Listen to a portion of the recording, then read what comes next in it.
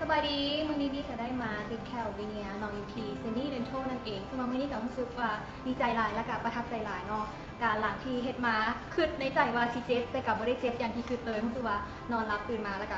เร็วระหว่างประมาณนี้ไม่ได้เจ็บเลยรู้สึกพอใจหลายและก็ประทับใจหลายเนาะกับหูแคลตรงนี้ซึ่งวันนี้พี่มั่นใจหลายขึ้นแล้วก็ซึ่งวันที่ผ่านมาน้องพี่ไปเฮ็ดแคลประเทศคอมโพสิตมาซึ่งตอนนั้นน้องมันจะเฮ็ดแคลของเขาเบิ่งโบเป็นธรรมชาติและที่สำคัญคือมันมีกลิ่นปากและก็มีปัญหาของเหงือกอักเสบนั่นเองแต่ว่ามาอีกทีเซนนี่เดนทัลเนาะเพิ่นท่านหมอเนาะเพิ่นก็ได้ให้คำแนะนำในสำคัญคือเพิ่นได้เอาเขาเอิ้นว่าอย่างวัดสีแคลว่าเขาอยากได้สีแคลประมาณใดเขาอยากได้ขาวธรรมชาติบ่หรือว่าอยากได้ขาวหรือว่าอยากได้ด่างอย่างตามใดก็ยามีครบทุกสีก็คือให้เฮาเลือกได้เลยสำหรับพี่ก็ได้เลือกมาเป็นสีนี้เนาะก็คือให้เบิ่งเป็นธรรมชาติแล้วก็พี่รู้สึก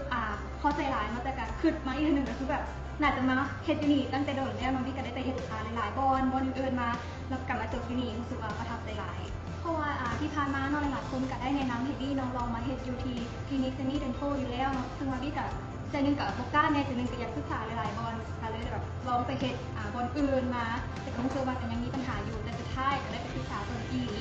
ทั้งใน Facebook แฟนเพจอย่างต่างๆเนาะคงคิดว่ามาเขามั่นใจกับคลินิกเซนี่เดนโทมาเลยมาลองเฮ็ดเบิร์และที่สำคัญคือโมเฮ็ดใจที่หลังเลยแล้วก็อยากให้หลายๆคนเนาะที่มีปัญหาสุขภาพแข้วว่าจะเป็นปัญหาอย่างไรพี่แนะนำให้มาคลินิกนี้ครับเพราะว่าถึกใจและก็ปลอดภัยซึ่งว่าเพิ่นได้มีการทับประกันให้เขาได้อีกนำซึ่งในการขอฝากเซนี่เดนโทเด้อมาเห็นนำกันของมาดีแน่นอนถ้าแนะนำคนที่น้องง่ายๆเลยถ้าว่าทานมีปัญหาเรื่องแข้วว่าจะเป็นปัญหาอย่างก็แล้วแต่แนะนำให้มาที่นี่เลยเนาะเซนี่เดนโท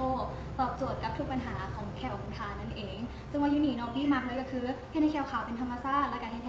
งือกแข้วของเขาแข็งแรงก็คือสภาพปากและแข้วแข็งแรงว่าง่ายๆและที่สำคัญเลยที่พี่มักก็คือคนนี้ทับประกันตลอดอายุการนำไส้หรือว่าการใช้งานที่เขาได้มาบริการมาให้แค่ยูนี่น้องคนนี้ทับประกันให้อย่างแน่นอนเป็นยังไงก็แล้วแต่น้องอย่าลืมเด้อฝากเมย์ตอนนั้นใครที่มีปัญหาคือบี้หรือว่าเป็นหลายๆปัญหาอยากให้มาเซนนี่เดนโทคำพองว่าสุดท้ายนี้น้องบี้ก็อยากขอบใจกับเซนนี่เดนโทเนาะและกับทางทีมแพทย์และท่านหมอและกับทุกๆคนที่อยู่ในเซนนี่เดนโทเนาะที่เห็นให้บี้ได้มีแขวใหม่ชีวิตกับใหม่เนาะชีวิตเปลี่ยนเลยเพราะว่าบี้ก็กล้าที่จะยิ้มหลายขึ้นและที่สำคัญคือเห็นในสุขภาพปากและแขวของบี้เนาะแข็งแรงขึ้นก็ต้องขอบใจทีมแพทย์และกับทุกคนที่อยู่เซนนี่เดนโทหลายๆเด้อและกับขอไว้ใจให้พอน้องกับทุกๆคนจงมีสุขภาพแข็งแรงและขอให้เซนนี่เดนโทเนาะอยู่กับสังคมเราตลอดไปเลย